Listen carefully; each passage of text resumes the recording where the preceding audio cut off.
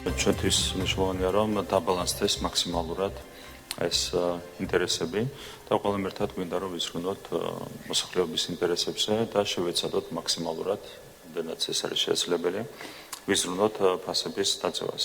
ბიზნესისა და მოქალაქეების ინტერესების ბალანსზე პრემიერ-მინისტრი ამჯერად სადისტრიბუციო კომპანიების წარმომადგენლებს ესაუბრა. სასურსათო პროდუქტებზე ფასების შესამცირებლად მათი ხედვაც მოისმინა და საკუთარი პოზიციაც გააცნო. პირველადი კვლევა აჩვენებს იმას, რომ საკმაოდ მაღალი ფასნამატი წარმოიქმნება უშუალოდ საქართველოს საზღვრიდან თარომდე და ფასნამატი საშუალო ფასნამატი შეადგენს 86%-ს, რაც ჩვენი აზრით საკმაოდ მაღალი მაჩვენებელია. ჩვენ დავინტერესდით მე პირადად ნახე მაგალითად გერმანიაში საბითუმოდან თარომდე ფასნამატი როგორც შეადგენს 20-დან 30%-მდე, ანუ ეს არის სტანდარტული ფასნამატი. ამ პირობებში 86% საკმაოდ მაღალ მაჩვენებლად გამოიყურება.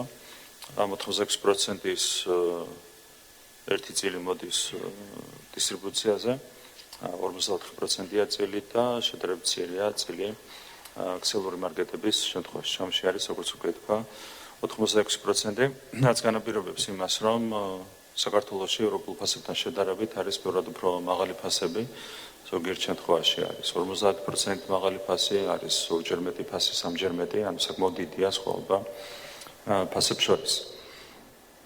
აქაც ვიტყვი, რა თქმა უნდა, როდესაც ბიზნესი თავისი შეხედულების მოქმედებს, ბუნებრივია ამას თავისი ძალიან ბევრი დადებითი მხარე აქვს, თუმცა აქ შემოდის სოციალური ფაქტორი, რაც არანაკლებ მნიშვნელოვანია ბუნებრივია ჩვენთვის. ვიდრე მთავრობა ფასების შემცირების გზებს ეძებს, ბიზნესი ფასების ზრდის განმაპირობებელ ფაქტორებზე მიუთითებს, თუმცა იმასაც ამბობენ, რომ პროდუქტების ფასების რეგულირება შესაძლებელია. საბაჟომდე ტრანსპორტირების გარდა დამატებით კიდევ სხვა რიგი ხარჯები არსებობს, რაც რა თქმა უნდა მნიშვნელოვან ზეგავლენას ახდენს.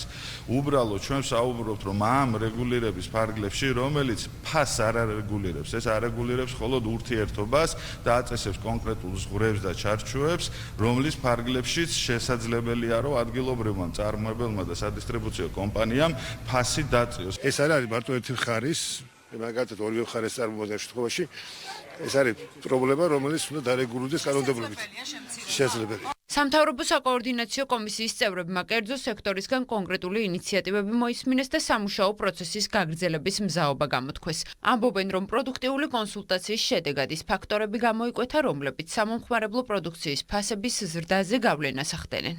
ყველა ის დაახლოებით 8-9 ფაქტორი, რომელიც სახელმწიფომ კვლევის საფუძველზე დააიდენტიფიცირა, როგორც ფაქტორები, რომლებიც მოქმედებენ სამომხმარებლო პროდუქციის ფასების ზრდაზე, დღეს ჩვენი შეხვედრის ბოლოს დადასტურდა და აბსოლუტურად თითოეულ პუნქტზე იდენტური პოზიცია ჰქონდა კერძო სექტორის წარმომადგენლებს. მნიშვნელოვანი არის, რომ როგორც წინა შემთხვევაში ქსელურ მარკეტებთან, ისე დისტრიბუციის შემთხვევაში კომპანიები გამოხატავენ აბსოლუტურ მზაობას იმასთან დაკავშირებით, რომ ვიმუშაოთ ფასების შემცირებას. ჩვენი მიზანი არის, რომ სწორად შევისწავლოთ რა პროცესები არის ფასწარმოქმნის ჯაჭვში, რა შესაძლებლობაა იმისა, რომ ფასწარმოქმნის ჯაჭვის ოპტიმიზაცია შევძლოთ, რაც საბოლოო ჯამში ვფიქრობთ, რომ აისახება სამხმარებლო პროდუქტებზე და სწრაფი მოხმარების საგნებზე ფასების შემცირებაზე. სასურსათო პროდუქციის, მედიკამენტებისა და საწვავის ფასების რეგულირების მიზნით აღმასრულებელი და საკანონმდებლო ხელისუფლების წარმომადგენლები მუშაობას აგრძელებენ.